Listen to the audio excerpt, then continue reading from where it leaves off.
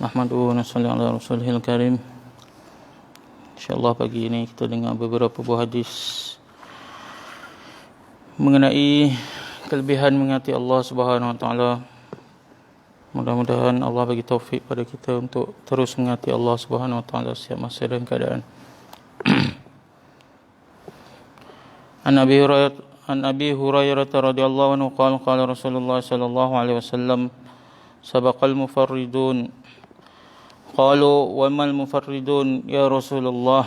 Qala al mustahtaruna fi dzikrillah yad'u dzikru anhum athqalahum fayatuna yaumal qiyamati khifafan. Sayyidina Abu Hurairah radhiyallahu anhu meriwayatkan bahawa Rasulullah sallallahu alaihi wasallam bersabda, para mufarrid telah jauh ke hadapan. Para sahabat bertanya, ya Rasulullah, siapakah para mufarrid itu? Baginda Rasulullah sallallahu alaihi wasallam menjawab, orang yang bersungguh-sungguh mengingati Allah. Zikrullah telah meringankan beban-beban mereka, maka pada hari kiamat mereka akan datang dalam keadaan yang ringan. Sayyidina Abu Hurairah radhiyallahu anhu meriwayatkan bahawa Rasulullah sallallahu alaihi wasallam bersabda, para mufarrid telah jauh ke hadapan. Para sahabat bertanya, ya Rasulullah, siapakah itu para mufarrid? Baginda menjawab, orang yang bersungguh-sungguh mengingati Allah. Zikrullah telah meringankan beban-beban mereka, maka pada hari kiamat mereka akan datang dalam keadaan yang ringan. An Nabi Musa radhiyallahu anhu qala Rasulullah sallallahu alaihi wasallam, law anna rajulan fi hijrihi darahimu yuqassimuhuma wa akharu yadhkurullaha kana dhikrullahi afdal. Sayyidina Abu Musa radhiyallahu anhu berkata, Rasulullah sallallahu alaihi wasallam bersabda,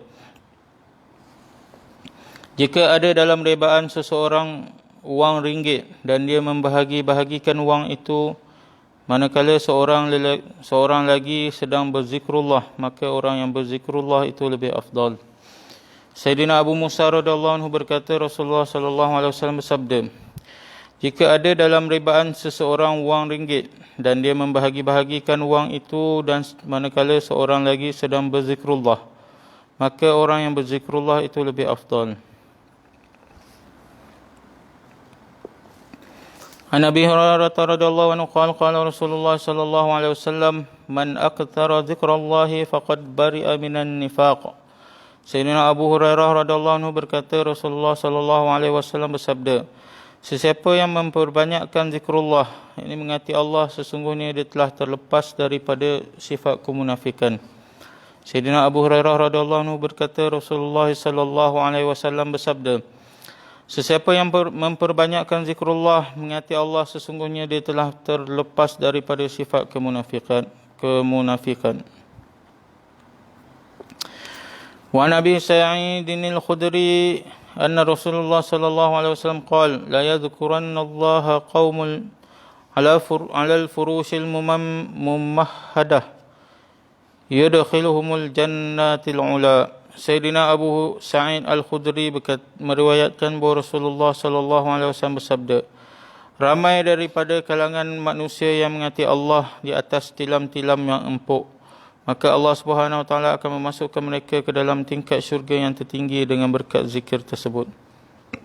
Sayyidina Abu Sa'id al-Khudri radhiyallahu anhu meriwayatkan bahawa Rasulullah sallallahu alaihi wasallam bersabda, ramai dari kalangan manusia yang mengingati Allah di atas tilam-tilam yang empuk, maka Allah akan memasukkan mereka di dalam tingkat syurga yang tertinggi dengan berkat zikir tersebut.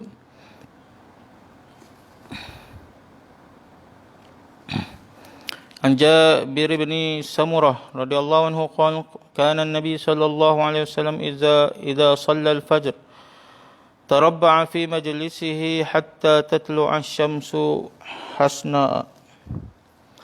Sayyidina Jabir bin Samurah berkata bahawa setelah Nabi sallallahu alaihi wasallam selesai daripada solat subuh, baginda akan duduk bersila di tempatnya untuk berzikir sehingga matahari terbit dengan sempurna. Sayyidina Jabir bin Samurah berkata bahawa Nabi SAW setelah selesai daripada solat subuh, baginda akan duduk bersila di tempatnya untuk berzikir sehingga matahari terbit dengan sempurna.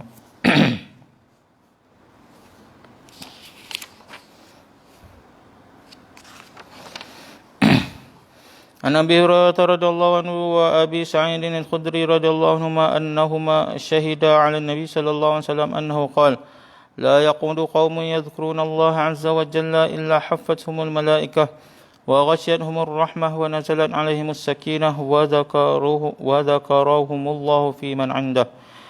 Sayyidina Abu Hurairah dan Sayyidina Abu Sa'id al-Khudri radhiyallahu anhuma bersaksi bahawa Nabi sallallahu alaihi wasallam bersabda, mana-mana kumpulan yang sibuk mengingati Allah, maka pasti para malaikat mengelilingi mereka, rahmat meliputi mereka, sakinah yakni ketenangan akan turun ke atas mereka, dan Allah menyebut-nyebut nama mereka di dalam majlis para malaikat. Sayyidina Abu Hurairah radhiyallahu anhu dan Sayyidina Abu Sa'id al-Khudri radhiyallahu anhuma bersaksi bahawa Nabi sallallahu alaihi wasallam bersabda,